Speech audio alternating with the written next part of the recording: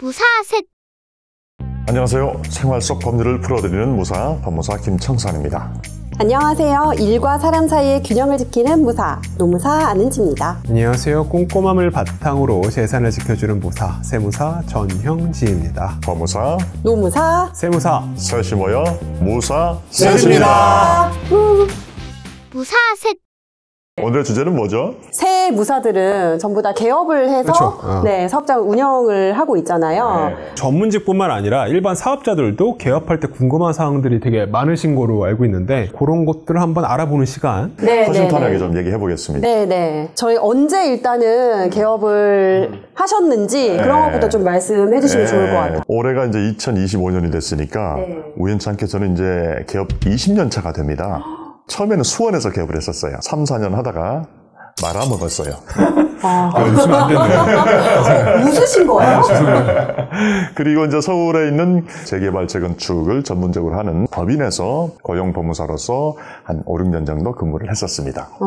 그러다가 또 나와서 다른 법무사님 밑에서 또 한 2군데 정도 더 있었고 다시 한번 이제 제 명의로 단독 개업을 한 것은 올해로 한 6년, 7년 그 정도 되는 것 같아요. 진무사님은 언제 개업을 하셨나요? 전 3년 차 됐어요. 아니 그렇게 상대적으로 얼마 안 되셨는데 왜 저보다 훨씬 더 잘 버시지? 아니에요.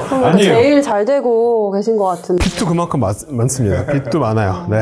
저는 2020년 8월에 개업을 했습니다. 아, 저랑 거의 비슷하네요. 이제 4년 몇 개월이 됐고 그러신 거. 네, 그렇습니다. 네. 저는 거래처분들이 되게 많이 물어보시는 것 중에 머더의 사업을 시작하면 좀 유리하냐 요거 되게 많이 물어보시거든요. 업종에 따라서 그런 게 있겠네. 네. 업종에 따라서 그런 게 있는데 혹시 두 분은 그런 거 있으시나요? 저희 법무사는 그냥 명쾌합니다. 연수가 다 끝나면은 4월 말 내지 5월이 되거든요. 결격 요건이 없게끔 다 만들고 나면 대부분 5월 말에서 6월 초 정도에들 개업을 하시거나 아니면 이제 고용이 되어서 어떤 사무실에 들어가거나 그렇게 하는 것 같아요. 저희도 수습 필수적으로 거쳐야 되는 이제 수습 기간이 끝나면 한 7월, 8월 그 정도 되거든요. 사실 수습을 끝나고 바로 개업을 하는 사례는 조금 드물고, 네. 근데 이제 그럼에도 불구하고 바로 개업을 하시는 분들은 그때쯤에 개업을 하시죠. 뭐 8월, 9월 이때쯤에. 세무사님들은 아무래도 뭐 저기 소득세 신고나 뭐 부가세 신고나 그런 거 할 때 전에 개업을 하려고 하는 게 있겠네요. 그러신 분들도 많으신 것 같아요. 저는 개인적으로는 하반기 때 했어요. 아, 상반기는 바쁘니까? 네. 알아볼 시간이 그런 게 없기 때문에. 근데 법무사님께서 말씀한 것처럼 딱 5월이나 3월에 맞춰서 개업하시는 분들 되게 많고, 그다음에 제가 경험해본 바로 뭐 전문직이 아니라 일반 사업자분들은 몇 월에 개업하시는 게 좋을까 저한테 물어보시는 분들이 되게 많으신데 저는 이게 연초에 개업하면 되게 좋을 것 같거든요. 연초가 되면은 은행의 대출 상황이 많이 풀려요.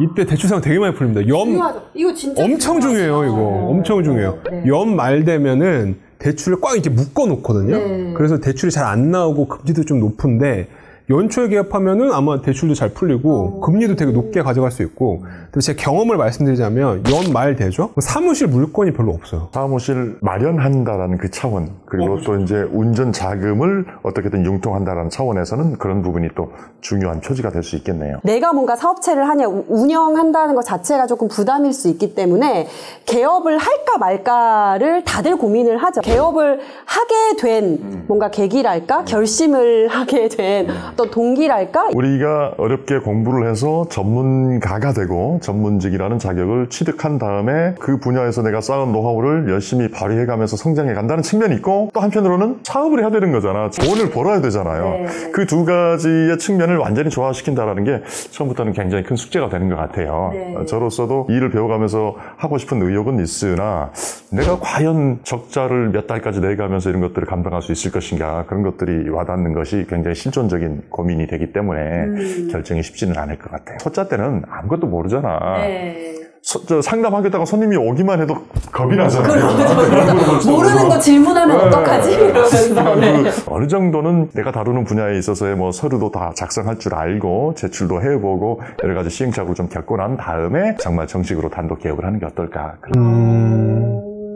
근무를 어느 정도 하다가 경험을 쌓고 개업을. 사실 저는 개업을 비교적 제가 일찍 했었거든요. 청무사님 말씀하셨던 것처럼 운영을 하면서 부딪혀야 되는 여러 가지 시행착오들이 있잖아요. 그래서 언제 개업을 하건 또 그와 반대로 개업을 해서 정말 잘 모르지만 아는 척 하면서 부딪히고 깨지기도 하면서 사실은 습득하게 된 것들도 많이 있어요. 또 처음에는 힘들었겠지만 니체가 이런 말을 했잖아요. 나를 죽이지 못하는 고통은 나를 더욱 강하게 만들 뿐이다. 그런 것처럼 이렇게 단련이 되신 분이니까 또 이렇게 말씀을 하실 수 있는 내공이 쌓인 거 아닌가. 와, 니체. 니체 말이 지금 뼈를 때렸어요. 말씀하신 내용이 제 인생 모토이기도 해요. 인생 모토이기도. 세무사님들은 조금 다른 측면도 있지 않은가 싶어요. 세무법인에서 뭐랄까 시보 비슷하게 처음에는 조금은 트레이닝을 받고 나서 개업을 하시는 경우들이 좀 많았던 것 같아요. 네. 사실 맞아요. 그게 정석적인 방법이에요. 다른 세무사님, 세무법인이나 사무실에서 한 2, 3년 정도 일하다가 그 다음에 개업을 하시는 경우가 제일 많아요. 근데 노무사님도 제가 이해가 되는 게 나이가 조금 드신 후에 합격하신 분들은 바로 개업하세요. 수습과정 거치고 나서. 네, 바로 개업하십니다. 그러면은 집무사님은 특별히 내가 이 정도 됐으니 이제 개업을 해야겠다 이래서 개업을 하신 거예요? 아니요. 솔직히 저는 왜 그러냐면은 일은 제가 다 하는데 돈은 대표 세무사님이 다 갖고 짱했어요. 제가 너무 짱했어요. 진짜로. 네. 우리 지금 보고 계시면 어떡하려고? 봐도 상관없어요. 근데 그 생각은 여전히 변함없어요. 변함이 없어요, 저는. 저는 개업하고 나서 그 생각은 바뀌었는데. 그래요? 네네네. 저 사람이 돈 많이 가져가는 데는 이유가 있구나. 이거를. 그런 측면도 있죠. 근데 이게 우리 전문직뿐만 아니라 일반 직장인분들도 마찬가지실 것 같아요. 그쵸. 그렇긴 하지만. 입장에 따라서 다르고 또 위험 비용이라는 게 분명히 있으니까. 네. 그냥 솔직한, 대답. 네네네. 네. 그럼 다들 개업할 때 혼자 단독으로 개업을 하신 거죠? 법인에 들어가서 근무한 적도 있었고 지금은 이제 단독 개업 중입니다만은 법무사는 개업의 형태가 크게 세 가지가 있습니다. 개인 사무실을 여는 경우가 있고 규모를 크게 한다고 치면 법인 형태로 하는 경우가 있죠. 노무법인이나 세무법인에 비해서 법무사 법인은 만드는 요건이 굉장히 까다로웠습니다. 최근에 많이 완화되기는 했지만 그래도 법무사가 5명 정도 이상이 있어야 되고 그중에서 대표 법무사라고 할 수 있는 사람은 제조 경력이 15년 이상이어야 되거든요. 조금 문턱 같은 것들이 좀 있었는데 그 중간 단계로 이제 합동사무소라는 게 있습니다. 2명 또는 3명이 모여가지고 별도의 상호를 내가지고 같이 사업을 하는데 내부적으로 살림살이는 독립재산대로 하는 경우도 있고 아예 그냥 공산주의로 하는 경우도 있고 그렇게 세 가지 종류의 형태가 있거든요. 근데 진짜 되게 까다롭네요. 진짜 까다롭다. 네. 근데 저는 개업을 하기 전부터 전문직 개업이건 그냥 일반 사업의 개업이건 동업을 하면 무조건 그 동업자와 사이가 안 좋아진다. 절대 동업은 하면 안 된다. 라는 확고한 신념이 있었기 때문에 개업을 하면 무조건 혼자를 하겠다. 법인을 하더라도 무조건 독립채산제로 살림은 따로 운영을 해야 된다. 이런 기조가 있었거든요. 우리 노무사님은 자본주의의 신봉자라서 저희는 사실은 법인 하려면 노무사만 2명 이상 있으면 되거든요.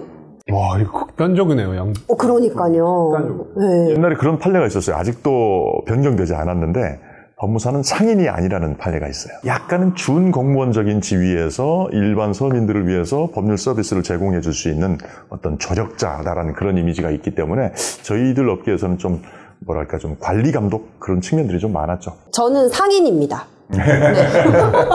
저도요. 개런티합니다.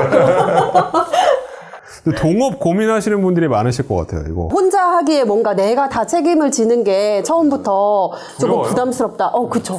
불안하고, 과연 잘할 수 있을까, 이런 것 때문에 동업을 고민하시는 분들 많은데, 근데 동업하다가 틀어져서 결국에 각각하고 이런 분들도 또 되게 많은 것 같아요. 솔직히 말씀드리면, 가족 관계 아니면 별로 추천드리지 않아요. 네. 왜냐면 제 동기들 중에서도 동업하시다가 지금 동업을 처음으로 많이 시작하셨거든요.